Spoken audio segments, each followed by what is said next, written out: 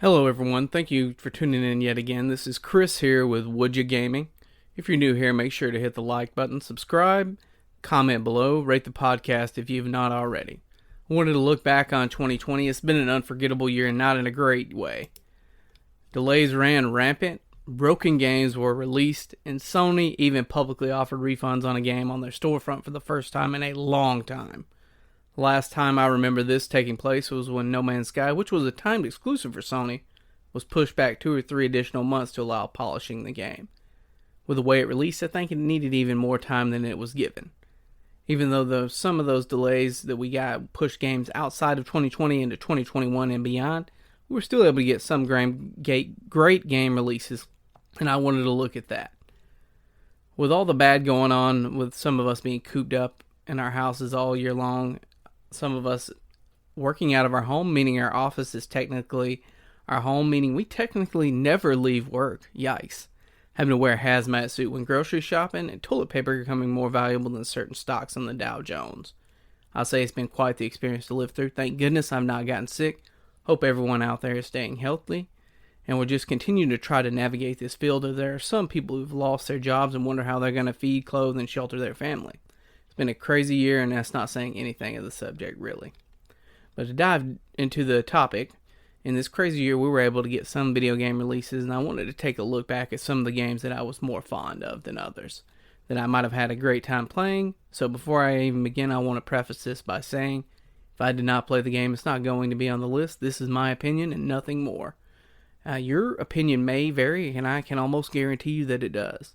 I do not play anything online because my internet consists of tin cans connected by a clothesline.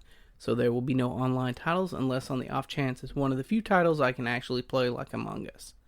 Also, I will not be including DLC for games that may have already been out that had DLC released this year. These are the games that I've played throughout the year in varying degrees, and some cases that might have been as little as one evening, but it left an impression on me and maybe a desire to return to that game one of these days. First game that I actually got in the year was Dragon Ball Z Kakarot. Having grown up watching the anime, loving the Dragon Ball fighters, but being awful at the combo systems and still keeping up with Dragon Ball Z Super to this day, there is no question that I'd pick this up. It was an abridged version of the anime that I enjoyed, even though it may have been a bit button mash heavy. It allowed you to play through the story of Dragon Ball Z, giving you control over everyone from Piccolo to Vegito. Starting with the landing of Saiyans on Earth, you get to experience the story all over again. As a fan of the show, I thoroughly enjoyed this and could not help but feel nostalgic for those old days. Getting home from school in the evening, sitting down to watch the show, it just brought back so many memories. And from being able to perform some of the cooler signature moves that are available to each of the characters to transforming into their various forms, if you like Dragon Ball Z and are still a fan of it to this day, you're going to enjoy this title. It has additional content beyond the just Dragon Ball Z story, with an additional character being added by series creator Akira Toriyama. There are challenges offered by this and other characters in the open world, and you can track down all collectibles, play through the story, or just fly around the world if you so desire. The next game that took up a month of my life, if not more, was Persona 5 Royal. I know you may say, he said there was no DLC with this, isn't this just Persona 5 with additional content?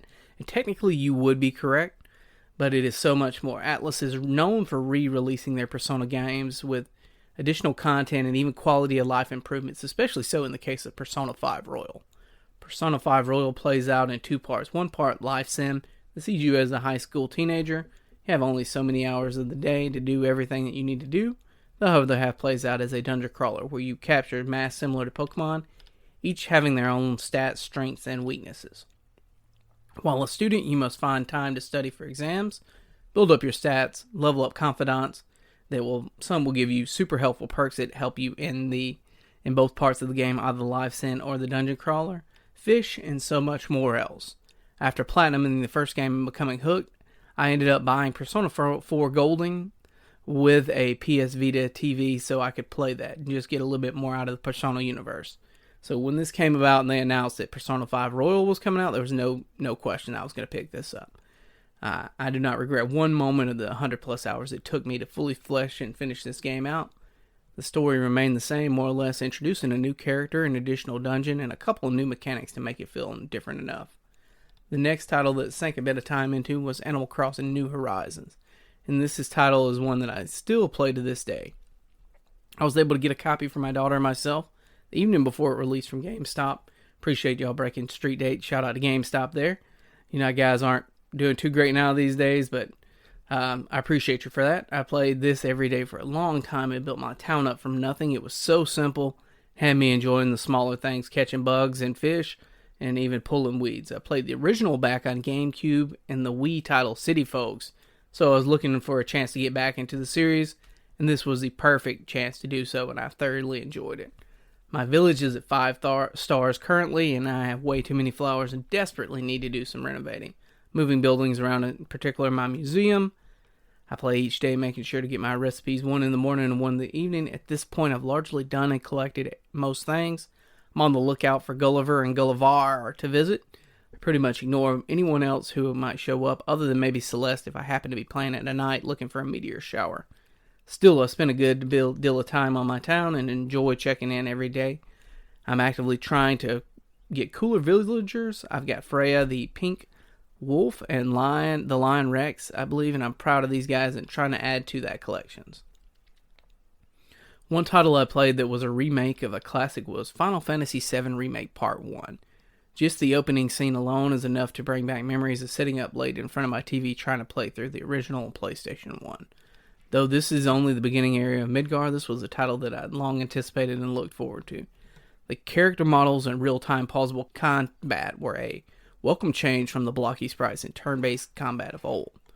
Though the combat against flying enemies was a pain at times, you whiff more often than not.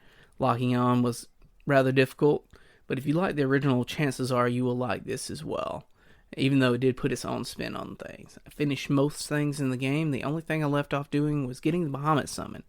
That battle was a bit difficult for me, and I even went back through the main story to try to grind and level up to get there, but this just proved to be too repetitive and grindy for my taste.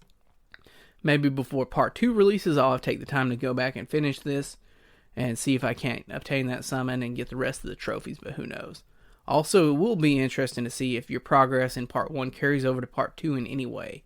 I know in the Witcher series on the Xbox 360, as well as Mass Effect 1 through 3, your progress carried over from the first to the last game in those series. And when Mass Effect was still good and decent, those were great games.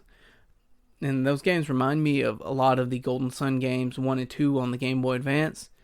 If we'd have got the trilogy we're meant to do to get back in the day, then the third title would have carried over our data as well. Sadly, that game was delayed and wasn't released until the DS, and that was not the game that the first two were at all.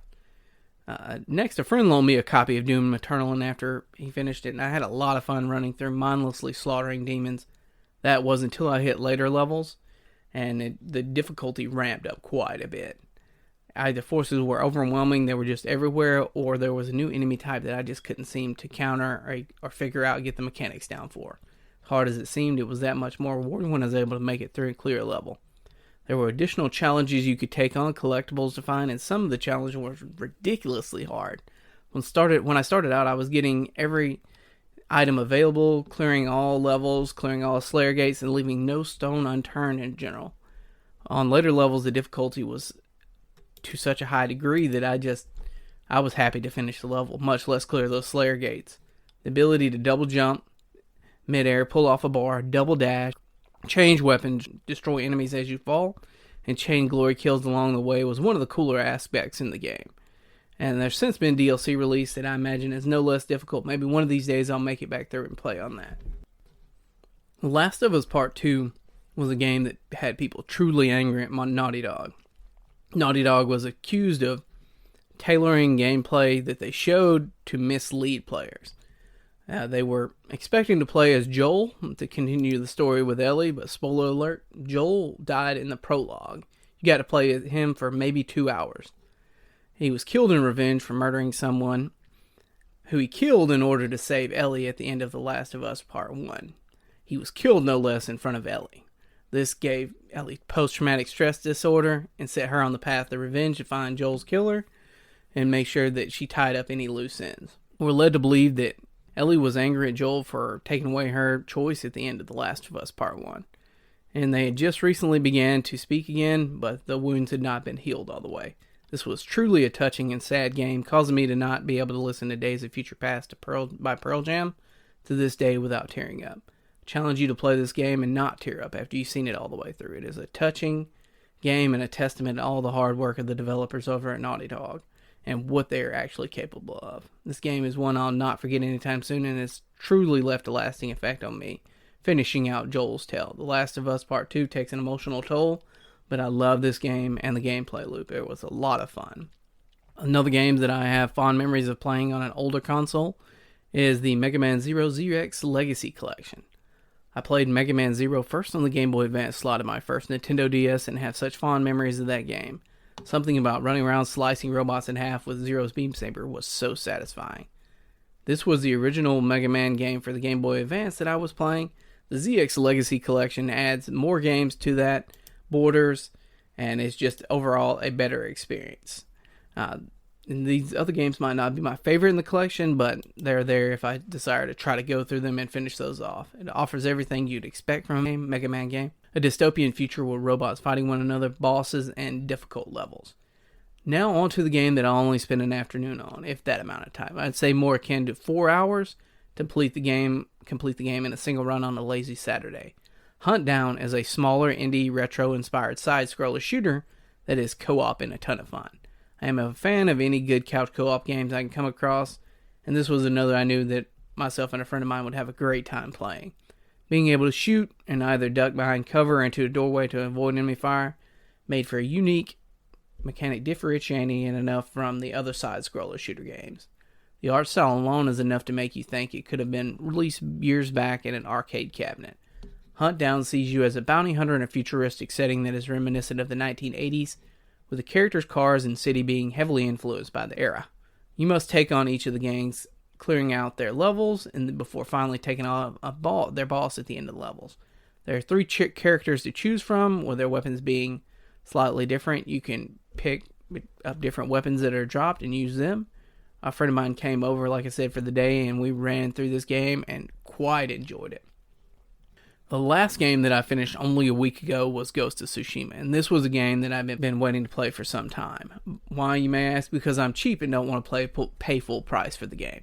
Anyways, I picked this up on Black Friday from Best Buy for a reasonable price and didn't put it down from the moment I popped it into the PS4 Pro. I spent the last couple weekends playing this game and I was awestruck about everything about it. A friend of mine told me that it was like watching a movie, and I could say this is an accurate assessment of it. The swordplay is quite fun, and though at the beginning I thought it was not very challenging, later parts of the game ramped up in difficulty a bit. Nowhere near a Soulsborne type game, but enough to make you think and strategize. The graphics were truly impressive, and it delivered on the play as a samurai experience that it promised, and so much more. Playing through a majority of the side content and main stories offered quite an extensive experience. The satisfaction of breaking an enemy's posture and cutting them down had me thinking I was an actual samurai. It was a great game, plain and simple. Probably my pick for Game of the Year if I have one. But this has been my list of everything that I played through in the 2020 year. I just wanted to touch base with you guys on this. I intended to throw this up about a week or so ago, but something happened with the recording and it looped over itself. But I hope you guys enjoy. Let us know if you have any ideas on episodes we can do. And as always, it's been Chris here with Would You Gaming. Thank you for tuning in. Thank you.